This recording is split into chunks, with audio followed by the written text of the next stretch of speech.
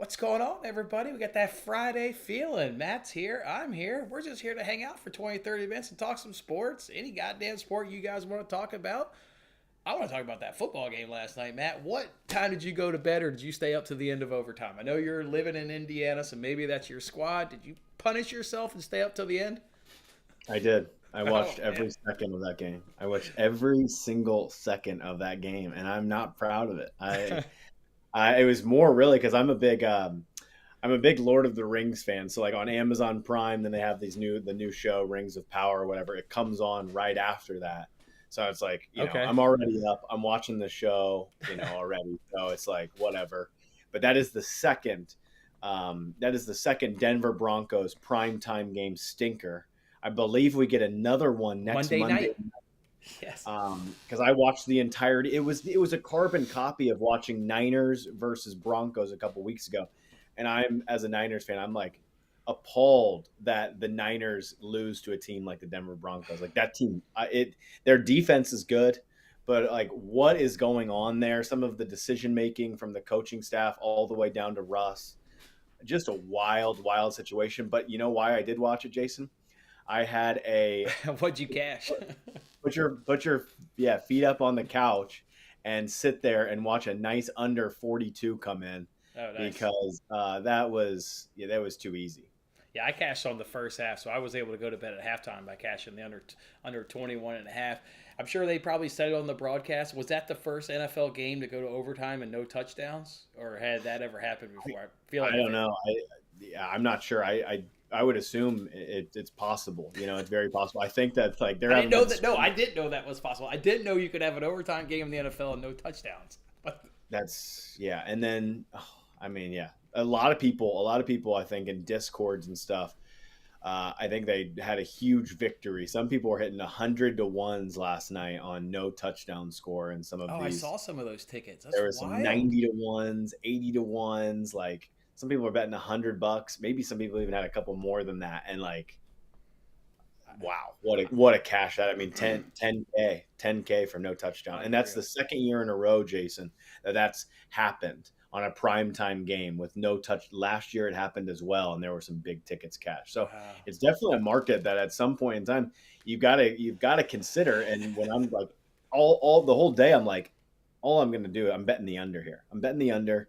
I'm betting the under, right? Okay, I'm going to take the under. Like these offenses suck. Suck. Yeah. And so yeah, I wish I would have sprinkled a little bit on the no touchdown. You couldn't have done the justification and gotten yourself to even consider an over with those stats leading to the game. I went 3-0 with bets I gave out here on the show. I went 6-0 overall. I added over 7.5 punts. There were 7 punts in the first half. That cashed early in the second half. I also did would the game be tied. DraftKings got would the game be tied after 0-0.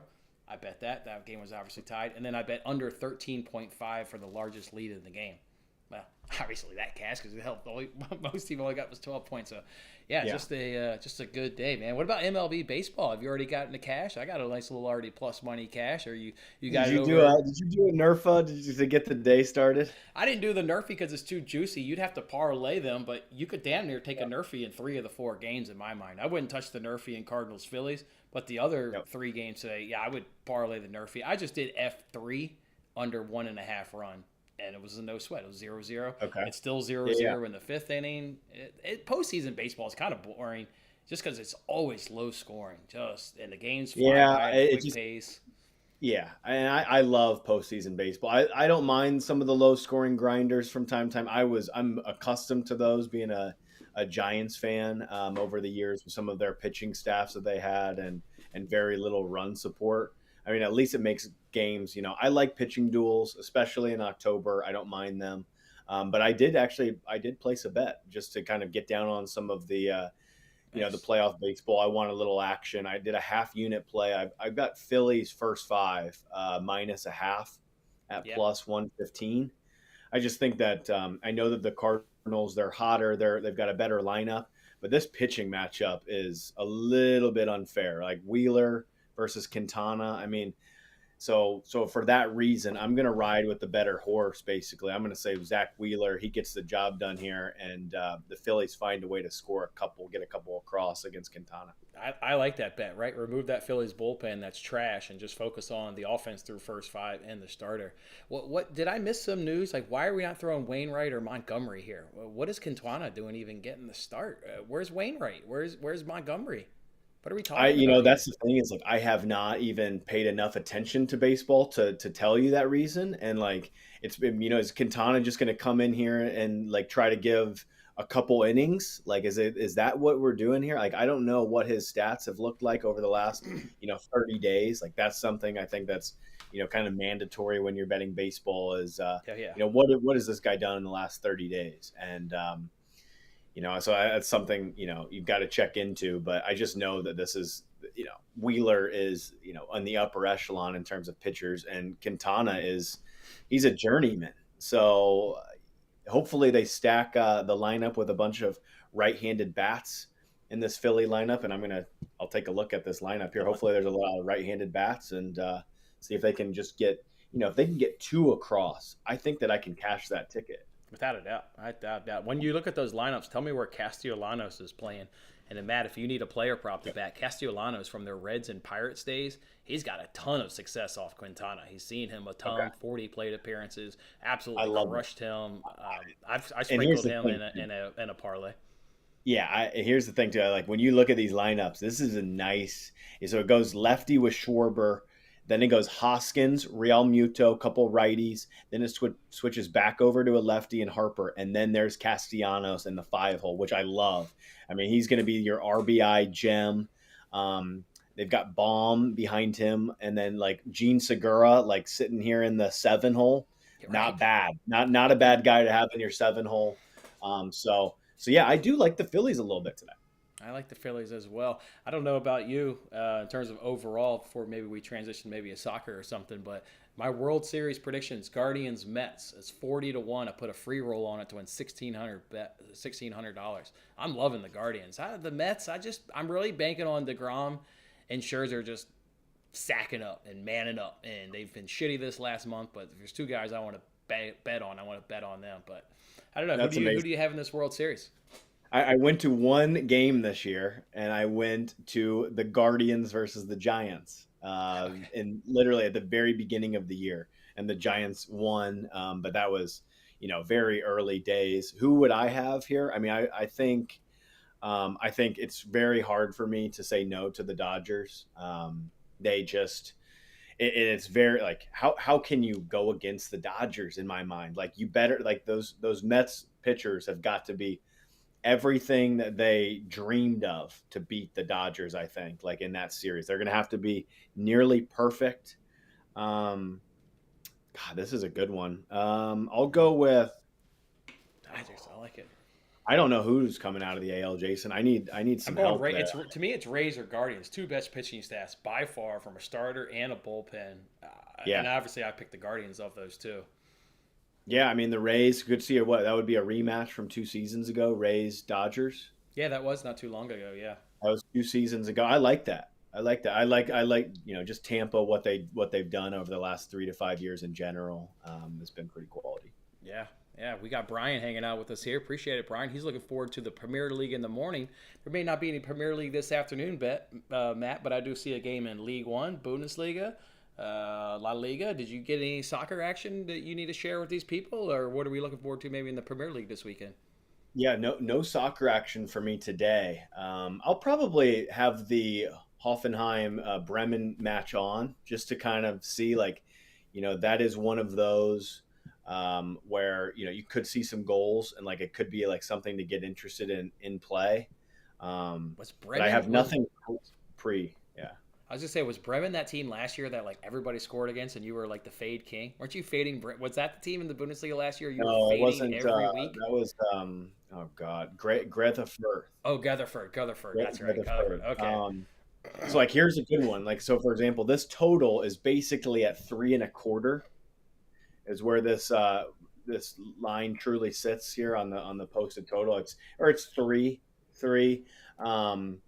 and like for example, like that kind of goes right into it where I'll be having this game kind of up, and if there are no goals in the first 20 minutes, then it'll be like right on my radar basically in the 25th minute. Like I would blindly bet without even watching this match. I would blindly bet a first half over a half goal Okay, and all half right. time. So those are like the little things that I'm always looking for, like that any total that's over 2.75 really. And if you get no goals in the first 25 minutes, then it's a first half over play. All right. And especially when it's three, sometimes you might have to wait until about the 28th minute to get in. The key is that you don't want to bet it with any juice. You want to make sure that you are betting at plus 100 or better. That's kind of the key. So you've got to be patient. Plus one, plus 100, plus 110, plus 120. Like those are kind of the sweet spots for that bet. So if there's no early goals, I will have All some right. action.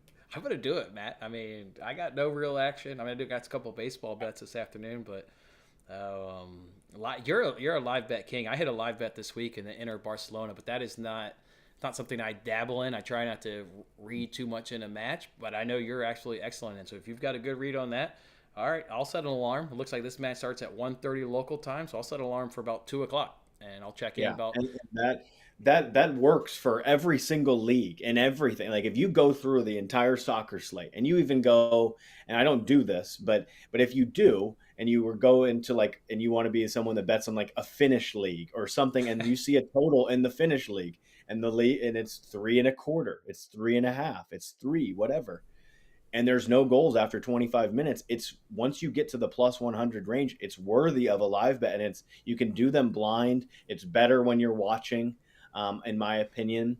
But yeah, I like it. it's definitely like a formula that I like it. me and a few of my buddies have exploited, and I learned about it probably 3 years ago. 3 4 years ago, where it was something like listen to this guy on a podcast, and he really kind of dove in and explained it all.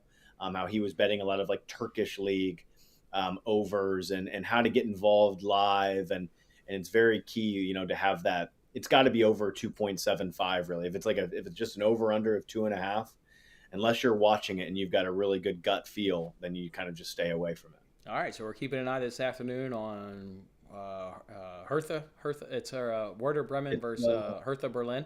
We're live. We're no, looking at maybe a live it's Hoffenheim or versus Hoffenheim. Werder Bremen. Hoffenheim. All Yeah, right, that's in the both Bundesliga. teams generally like. That's the thing too, is I bet that there's probably going to be a goal before the 25th minute in this matchup. Like these teams know how to score goals. All right. I'm seeing big boy clubs involved on Saturday. I know we broke down all these Premier League games. Did you end up Yep. cooking up an anytime goal scoring parlay? You got Real, Bayern's taking on Dortmund, obviously City. Did you end up cooking up an anytime goal scoring parlay yet? I have not. I have not cooked up an anytime goal scoring parlay, but I mean, we could definitely get into some of that because there's a lot of nice meat on the bone, to look at, even in like the Bundesliga, like when you think of someone like maybe a Timo Werner or like a Christopher Nkunku, Oh yeah, they're you taking look on in, Mainz. Do they suck this year? Mainz? They're um, decent mid table. both teams, should find the back of the net in that one. Like that should have goals in it, and like so that's like the kind of the key too, especially looking at Bundesliga. Instead of maybe betting everything pre-live, you go in there and you circle. Look, this match has three. The over/under on the total goals is three. This one has 3.25. This one's at 2.75, and then you sit there and you watch and you kind of wait, and that's always something kind of fun to do, and it's definitely something to explore. Brian's asking about maybe an over or under an under two, of Real Madrid Getafe on Saturday, but man, the head to heads looking like they just cash unders. Both teams will score. I would go no in that fixture, Brian, rather than mess around with an over or under of over 2.5. You've seen clean sheets the last. Holy, all right, Brian, I'm going to count this up. 1, 2, 3, 4, 5, 6, 7, 8. The last 8 head to heads, Real Madrid Getafe, has seen both teams have scored no. So don't worry about if there's going to be 2 goals or 3 goals. Just bank on one of these 2 goddamn teams scoring and stopping the other team from scoring, because that's what's happening in Yeah, this head to head. yeah, It's I do like crazy. that, and it's probably what I'm sure that then that number is, maybe it's like minus 170 on a both teams to score no, but like so that's when you get involved, and I think that that's where it's a good two team parlay leg. You find something else that you like that's around minus 150 to minus 170, and then you concoct something up, and it's boom, plus 145 on a Yeah. nice little two-teamer with some good trends.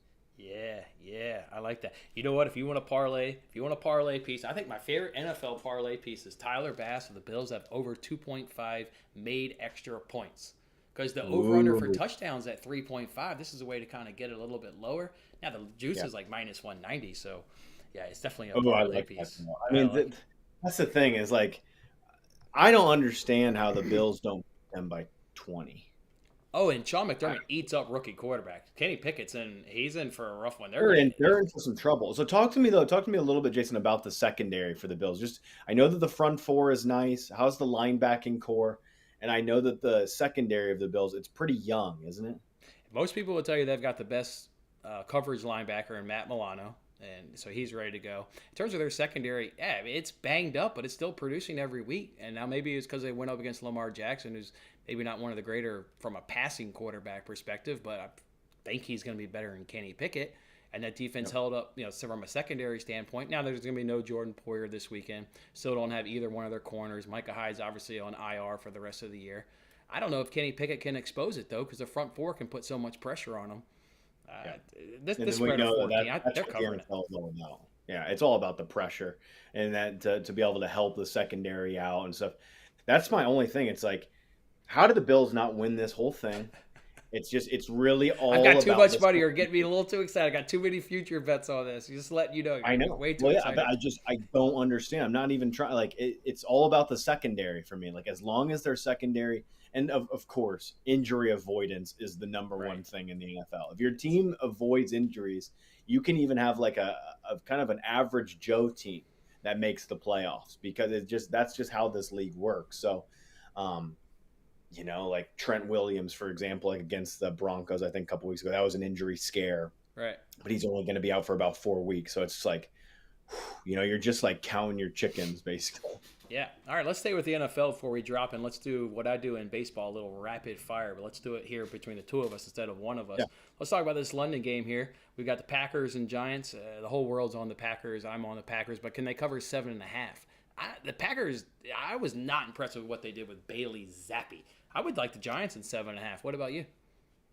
So yeah, my gut tells me under there. I think that the Packers, and they've been this way now, Jason. I think for about 2 seasons, 3 seasons, their tempo is really slow.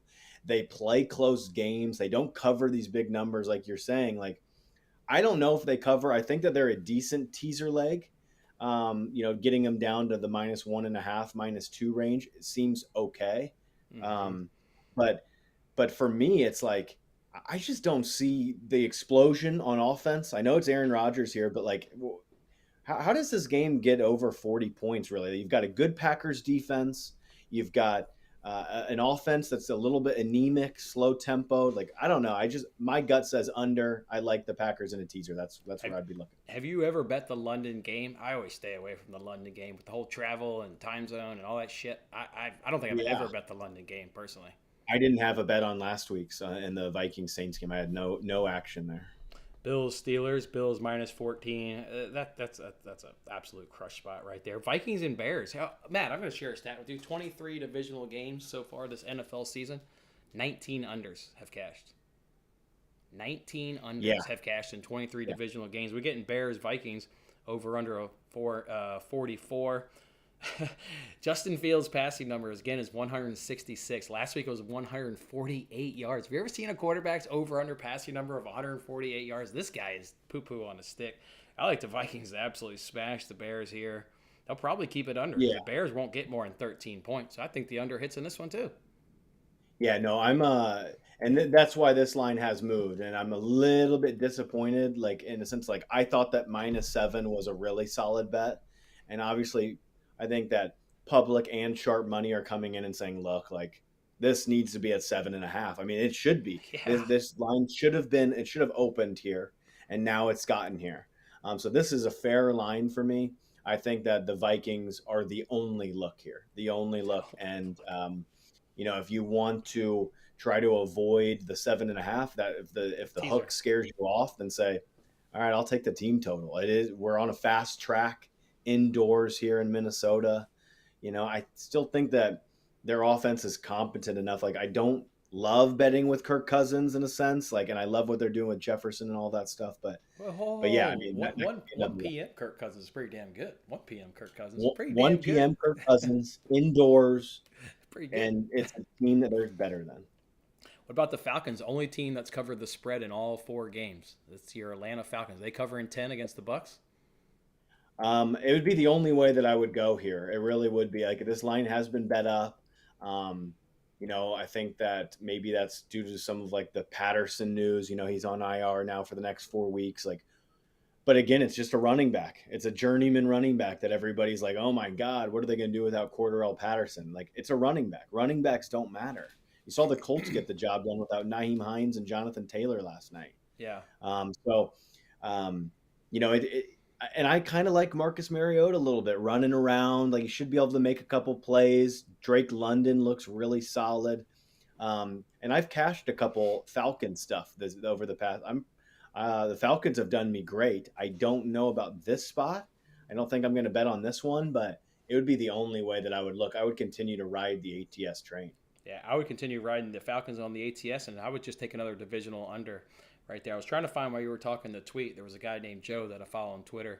He tweeted out like Brady's win-loss record and against the spread after a loss.